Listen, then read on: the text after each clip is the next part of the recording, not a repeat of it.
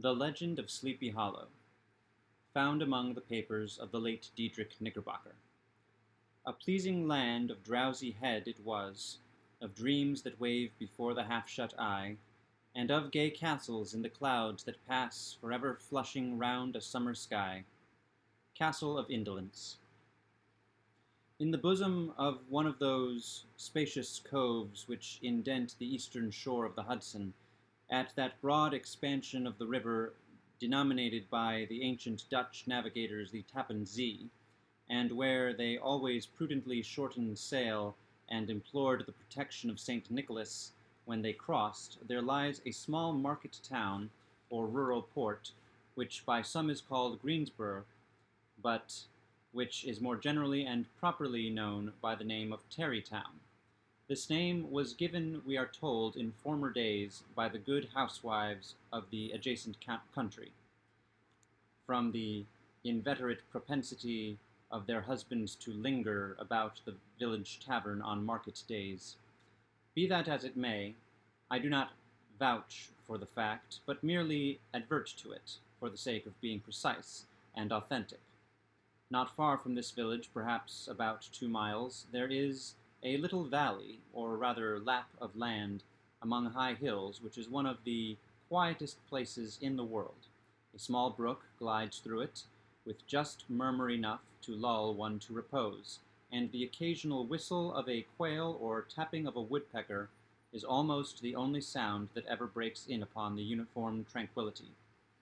I recollect that when a stripling, my first exploit in squirrel shooting was in a grove of tall walnut trees that shades one side of the valley. I had wandered into it at noontime, when all nature is peculiarly quiet, and was startled by the roar of my own gun, as it broke the Sabbath stillness around, and was prolonged and reverberated by the angry echoes. If ever I should wish for a retreat, whither I might steal from the world and its distractions, and dream quietly away the remnant of a troubled life, I know of none more promising than this little valley.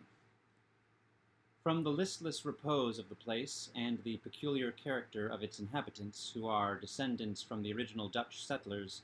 this sequestered glen has long been known by the name of Sleepy Hollow, and its rustic lads are called the Sleepy Hollow Boys throughout all the neighboring country. A drowsy, dreamy influence seems to hang over the land and to pervade the very atmosphere. Some say that the place was bewitched by a high German doctor during the early days of the settlement. Others, that an old Indian chief, the prophet or wizard of his tribe, held his powwows there before the country was discovered by Master Hendrik Hudson. Certain it is, the place still continues under the sway of some witching power that holds a spell over the minds of the good people, causing them to walk in a continual reverie. They are given to all kinds of marvelous beliefs, are subject to trances and visions, and frequently see strange sights and hear music and voices in the air. The whole neighborhood abounds with local tales, haunted spots, and twilight superstitions. Stars shoot and meteors glare oftener across the valley than in any other part of the country, and the nightmare, with her whole ninefold, seems to make it the favorite scene of her gambols. The dominant spirit, however, that haunts this enchanted region, and seems to be commander-in-chief of all the powers of the air, is the apparition of a figure on horseback without a head. It is said by some to be the ghost of a Hessian trooper, whose head had been carried away by a cannonball in some nameless battle during the Revolutionary War, and who is ever and anon seen by the country folk, hurrying along in the gloom of night, as if on the wings of the wind. His haunts are not confined to the valley, but extend at times to the adjacent roads, and especially to the vicinity of a church at no great distance. Indeed, certain of the most authentic historians of those parts, who have been careful in collecting and collating the floating facts concerning this spectre, allege that the body of the trooper, having been buried in the churchyard, the ghost rides forth to the scene of battle in nightly quest of his head, and that the rushing speed with which he sometimes passes along the hollow like a midnight blast is owing to his being belated and in a hurry to get back to the churchyard before daybreak. Such is the general purport of this legendary superstition, which has furnished materials for many a wild story in that region of shadows, and the spectre is known at all the country firesides by the name of the Headless Horseman of Sleepy Hollow. It is remarkable that the visionary propensity I have mentioned is not confined to the native inhabitants of the valley. It is unconsciously imbibed by everyone who resides there for a time. However wide awake they may have been before they entered that sleepy region, they are sure in a little time to inhale the witching influence of the air and begin to grow imaginative, to dream dreams and see apparitions. I mention this peaceful spot with all possible laud, for it is in such little retired Dutch valleys found here and there, embosomed in the great state of New York, that population, manners, and customs remain fixed, while the great torrent of migration and improvement, which is making such incessant changes in other parts of this restless country, sweeps by them unobserved.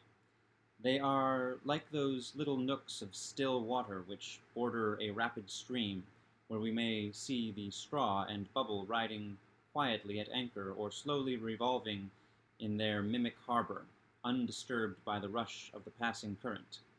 Though many years have elapsed since I trod the drowsy shades of Sleepy Hollow, yet I question whether I should not still find the same trees and the same families vegetating in its sheltered bosom. In this by-place of nature there abode, in a remote period of American history, that is to say, some 30 years since, a worthy wight of the name of Ichabod Crane, who sojourned, or, as he expressed it, tarried, in Sleepy Hollow, for the purpose of instructing the children of the vicinity. He was a native of Connecticut, a state which supplies the Union with pioneers for the mind as well as for the forest, and sends forth yearly its legions of frontier woodsmen